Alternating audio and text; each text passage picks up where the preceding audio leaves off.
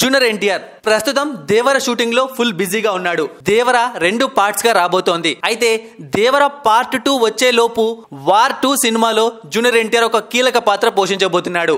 అదేమి guest role అయితే కాదు, చాలా పెద్ద నిడివి ఉన్న రోలే. అయితే చాలా కాలంగా ఆ రోల్ గురించి కొన్ని రూమర్స్ బయటకు వచ్చాయి. అదేంటి అంటే జూనియర్ ఎన్టీఆర్ వార్ 2 సినిమాలో విలన్ గా కనిపించబోతున్నాడని, హృతిక్ రోషన్ కు విలన్ గా జూనియర్ ఎన్టీఆర్ ఉంటాడని చెప్పి వార్తలు వచ్చాయి. కానీ ఇప్పుడు దీనికి సంబంధించిన ఒక న్యూస్ బయటకు వచ్చింది. అదేంటి అంటే వార్ 2 సినిమా తర్వాత జూనియర్ ఎన్టీఆర్ ఒక స్ట్రైట్ బాలీవుడ్ ఫిల్మ్ లో నటించబోతున్నాడు. అండ్ ఆ ఫిలిం కూడా డిఫరెంట్ ఫిలిం ఏమీ కాదు. వార్ 2 లో ఏ క్యారెక్టర్ అయితే జూనియర్ ఎన్టీఆర్ చేస్తున్నాడో ఆ క్యారెక్టర్ కి కొనసాగింపుగా ఆ క్యారెక్టర్ మీదే ఫుల్ లెంత్ ఫిలిం రాబోతోందట. సో దీన్ని బట్టి చూసాము అంటే జూనియర్ ఎన్టీఆర్ తప్పకుండా వార్ 2 సినిమాలో విలన్ రోల్ అయితే చేయడం లేదని తెలుస్తోంది. ఎందుకంటే కేవలం విలన్ మీద మాత్రమే ఒక స్ట్రైట్ ఫిలిం చేయాలని ఎవరు అనుకోరు.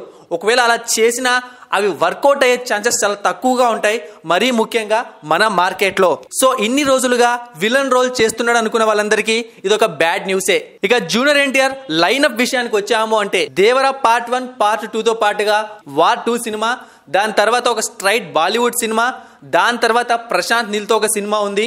ఇవే కాకుండా త్రివిక్రమ్ తో ఒక సినిమా ఉందని కూడా వార్తలు వస్తున్నాయి. అయితే అరవింద సమేత తర్వాత RRR ని పక్కన పెట్టాము అంటే జూనియర్ ఎన్టీఆర్ దగ్గర నుంచి వచ్చిన సినిమాలు చాలా తక్కువ.